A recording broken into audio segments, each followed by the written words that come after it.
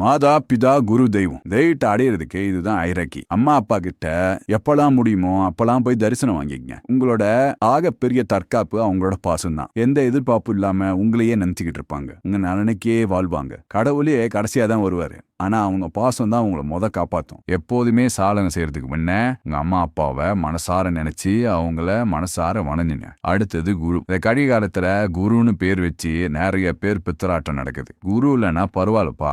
ஏகலைவன் துரோணர் சிலைய வச்சு அர்ஜுனனோட அம்பு வித்தையில திறமசாலியா வரலையா?